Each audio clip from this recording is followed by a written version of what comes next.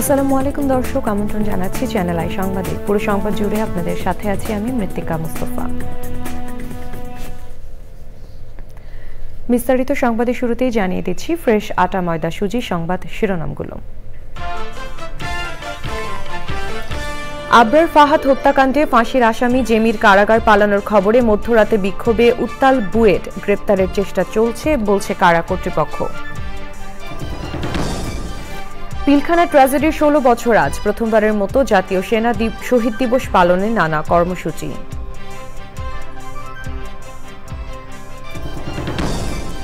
আটাশে ফেব্রুয়ারি আত্মপ্রকাশ করছে তরুণদের নতুন দল, নবদিগন্ত উন্মোচনের আরেকটি অধ্যায় রচিত হচ্ছে বললেন সার্জিস আলম। এই বছর ডিসেম্বর বা আগামী বছরের মার্চে নির্বাচন বললেন প্রধান উপদেষ্টার প্রেস সচিব। উপদেষ্টা নাহিদের পদত্যাগের বিষয়টি চূড়ান্ত হয়নি মন্তব্য। এবং চ্যাম্পিয়ন্স ট্রফিতে বাংলাদেশের বিপক্ষে 5 উইকেটে জিতে সেমিফাইনালে নিউজিল্যান্ড, দারুণ বোলিংয়ে ম্যাচ সেরা ব্রেসওয়েল।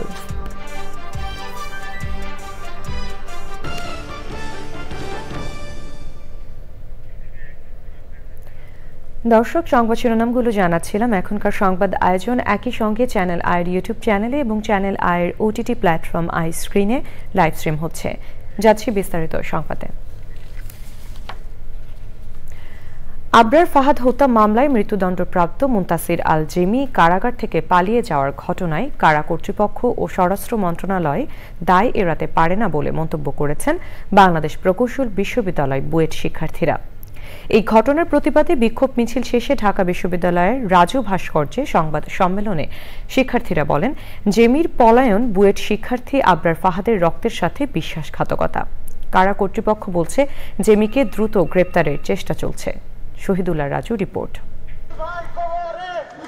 বুয়েট শিক্ষার্থী আবরার ফাহাদকে হত্যার দায়ে মৃত্যুদণ্ডপ্রাপ্ত আসামি মুনতাসির আল জেমি কারাগার থেকে পালিয়ে যাওয়ার প্রতিবাদে বিক্ষোভ মিছিল করেছেন বিশ্ববিদ্যালয়টির শিক্ষার্থীরা। সোমবার রাত 11টার দিকে বুয়েট শহীদ মিনার থেকে শুরু হওয়া বিক্ষোভ মিছিলটি বিশ্ববিদ্যালয়ের বিভিন্ন হল প্রদক্ষিণ করে। রাত 12টার দিকে ঢাকা বিশ্ববিদ্যালয়ের রাজু ভাস্কর্যের সামনে এসে বিক্ষোভ মিছিল শেষ হয়। পরে সংবাদ সম্মেলন করেন বিক্ষোভকারী শিক্ষার্থীরা। অবিলম্বে জেমিকে গ্রেপ্তার এবং তার সহযোগিতাকারীদের শনাক্ত করে বিচারের দাবি জানান তারা। এই দৃষ্টান্ত শহীদ আবরার ফাহাদের সাথে প্রতারণা এবং বেইমানি বাংলাদেশের বিচার ব্যবস্থার ইতিহাসে নিকৃষ্টতম দৃষ্টান্ত।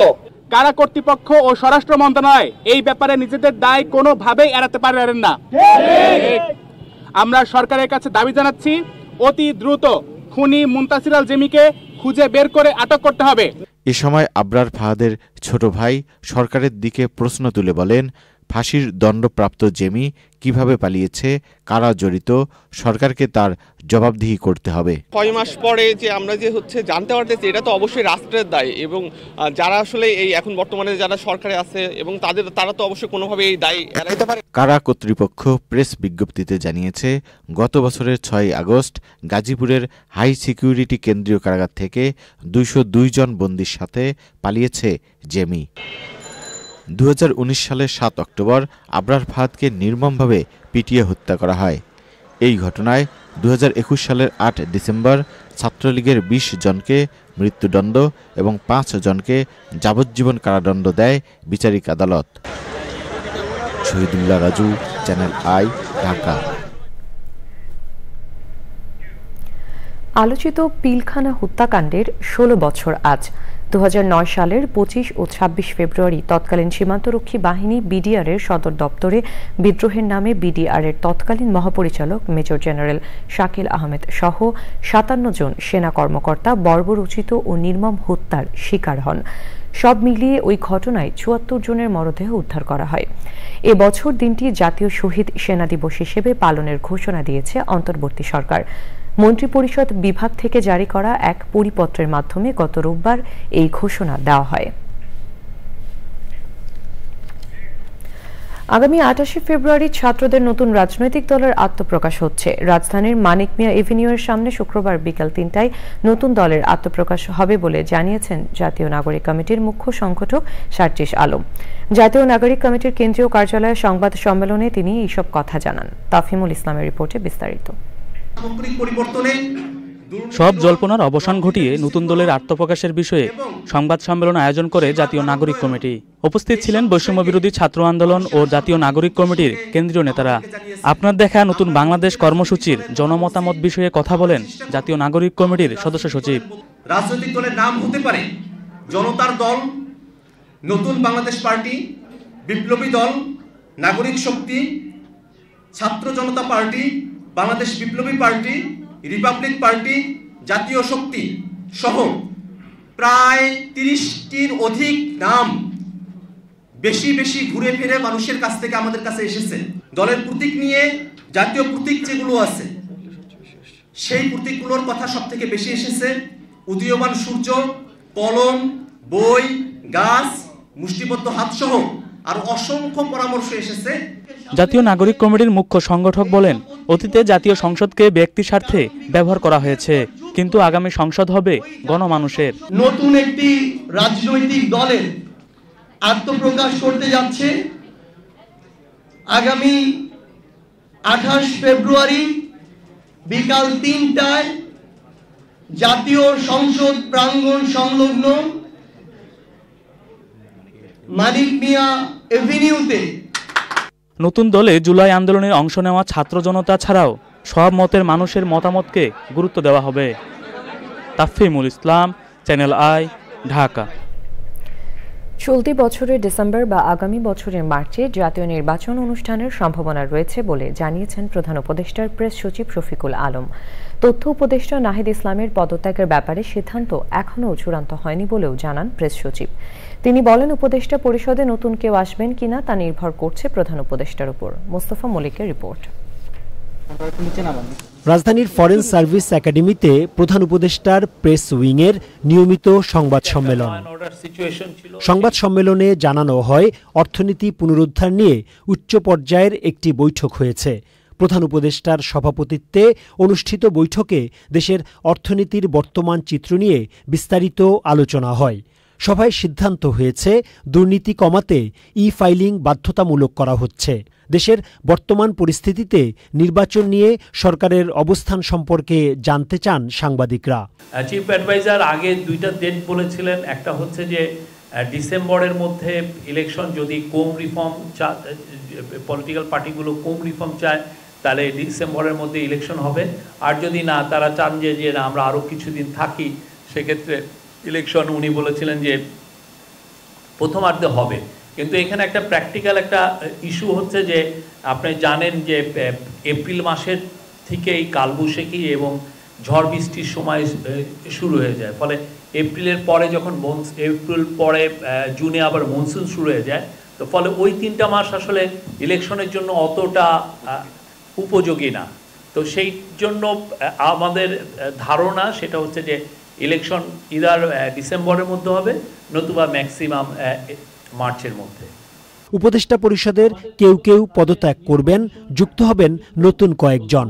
বিভিন্ন মহলে থাকা এমন গুজবের সত্যতা সম্পর্কেও প্রশ্ন ছিল সাংবাদিকদের। আমাদের কাছে ইনফরমেশন এখন পর্যন্ত তথ্য উপদেষ্টা উনি পদত্যাগ করেননি, এটা হলো আমাদের কাছে ইনফরমেশন। আর বাকিটা ওনার বিষয়, আমরা এই বিষয়ে আর মন্তব্য করতে চাই না। আর রদবদল হবে কি হবে না এটা interim government led by professor Yunus তারা এটা ডিসিশন নেবেন, এটা আমরা এখনো জানি না কোনো রকমের কোনো ডিসিশন আছে কিনা। সংবাদ সম্মেলনে জানানো হয়, 2009 থেকে 2023 সাল পর্যন্ত আওয়ামী লীগ সরকারের আমলে নেয়া সবগুলো উন্নয়ন প্রকল্পের ব্যয় 70% বেশি ধরা হয়েছিল। মোস্তফা মল্লিক, চ্যানেল আই, ঢাকা।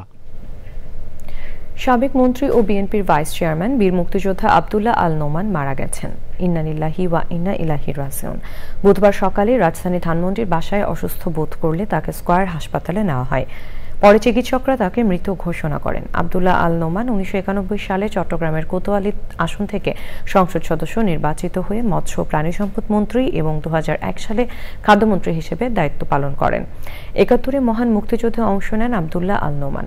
সাবেক রাষ্ট্রপতি জিয়াউর রহমান বিএনপি গঠনের পর 1981 সালে দলটিতে যোগ দেন। এবার আইসিসি চ্যাম্পিয়ন্স ট্রফি। এবারে অন্যান্য সংবাদ।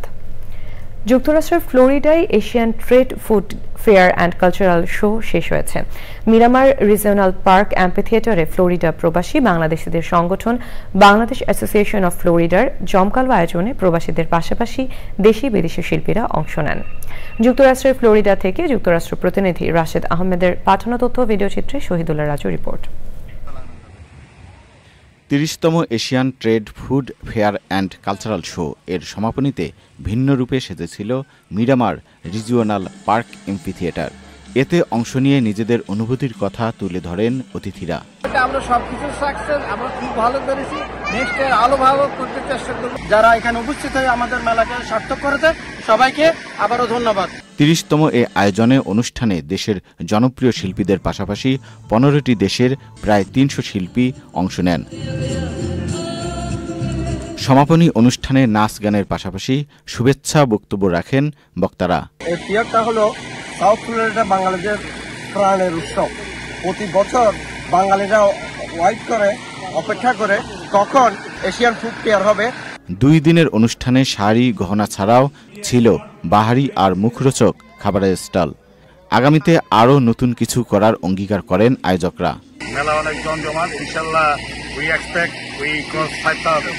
বিভিন্ন ক্ষেত্রে অবদানের জন্য আগত অতিথি আর বিশিষ্টজনদের সম্মাননা জানানো হয়। Shahidullah Raju, channel I. দর্শক, এবারে চলে যাচ্ছি বিরতিতে। বিরতির পর অন্যান্য সংবাদের সাথে থাকছে। দর্শক, ফিরে এলাম বিরতির পর।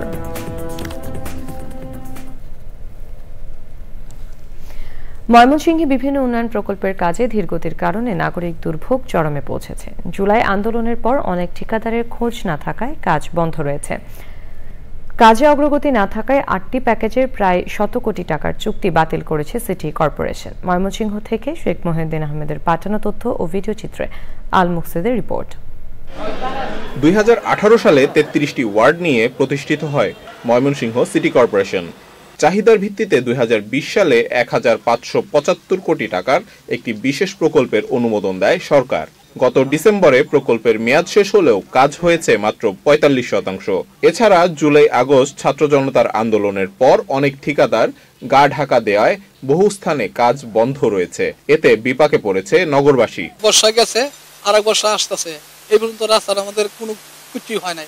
এরকম কালে গেটার মধ্যে ফেলাইলো আমরা না ঠিক করতে, আমি আগেই ভালো ছিলাম, অনেক ভালো ছিলাম। মানে কি নামাজ পড়ার জন্য সমস্যা, মসজিদে যাওয়া জানা, ও সুস্থ হয়ে গেলে রুগী নিয়ে যাওয়া, কেউ অফিসে গেলে অফিসে যাওয়া, বাচ্চা পোলা বা স্কুলে যাওয়া, তাদের খুব সমস্যা হইতেছে। আমরা এটা খুব কষ্টের মধ্যে আছি। জনদুর্ভোগ লাঘবে সিটি কর্পোরেশনের চলমান কাজ মানসম্মত ও পরিকল্পিতভাবে দ্রুত শেষ করার দাবি জানান বিশিষ্ট নাগরিকরা। এখনই সময়, যদি সিটি কর্পোরেশন এইভাবে তার কাজগুলো না করে তাহলে নিশ্চয়ই ময়মনসিংহের যে নাগরিক আন্দোলনের এবং সহ ময়মনসিংহের নাগরিকরা যেরকম ক্ষোভ পুঞ্জীবিত ক্ষোভ জমা হচ্ছে, এটি বিস্ফোরিত হতে সময় লাগবে না। ময়মনসিংহ সিটি কর্পোরেশন বলছে কাজের ধীরগতির কারণে ঠিকাদারদের সঙ্গে চুক্তি বাতিল করা হয়েছে। বাকি কাজ শেষ হবে নির্ধারিত সময়ে। আমরা 8টি প্রতিষ্ঠানের সাথে ইতিমধ্যে চুক্তি বাতিল করেছি। খুব দ্রুত গতিতে কাজ চলমান আছে এবং নির্ধারিত সময়ের মধ্যেই চুক্তি মেয়াদের মধ্যেই আমরা আশা করি কাজগুলো সম্পন্ন হয়ে যাবে, নাগরিকদেরকে স্বস্তি দিতে পারবে। সংকট নিরসনে দ্রুত কার্যকর পদক্ষেপ নেওয়ার দাবি জানাচ্ছেন ময়মনসিংহবাসী। আল মুকসিদ, চ্যানেল আই। এবারে নিটোল টাটা কৃষি সংবাদ।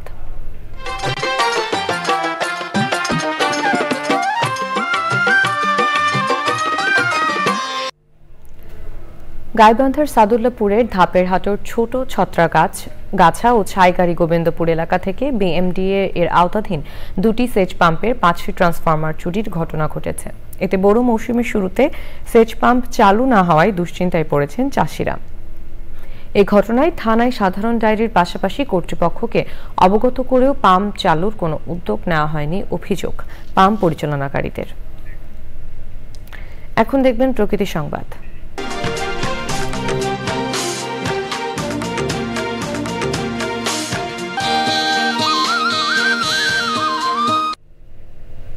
স্থানীয়দের অসচেতনতা ও কর্তৃপক্ষের অব্যবস্থাপনায় অস্তিত্ব সংকটে পড়েছে ময়মনসিংহ জেলা স্কুলটির ছাত্রাবাসের পাশে ঐতিহ্যবাহী পুকুরটি। ময়লা আবর্জনা আর কচুরি পানায় ভরে যাওয়ায় মশা উৎপাদনের কারখানায় পরিণত হয়েছে এই পুকুর। বিপন্ন হচ্ছে পরিবেশ এবং হুমকিতে জনস্বাস্থ্য। এবারে খেলার খবর।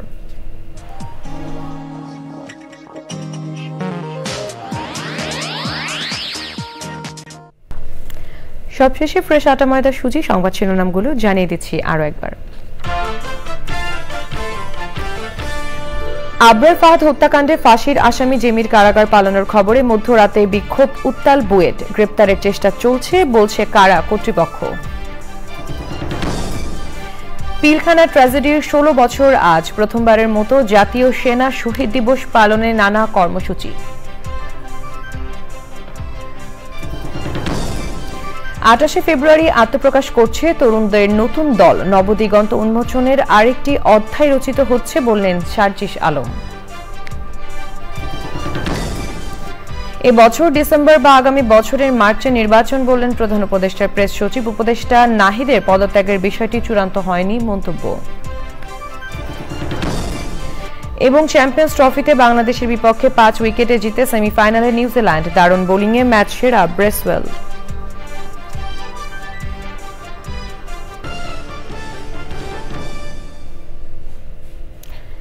দর্শক, এই ছিল এখনকার সংবাদ। সবাইকে সাথে থাকার জন্য ধন্যবাদ।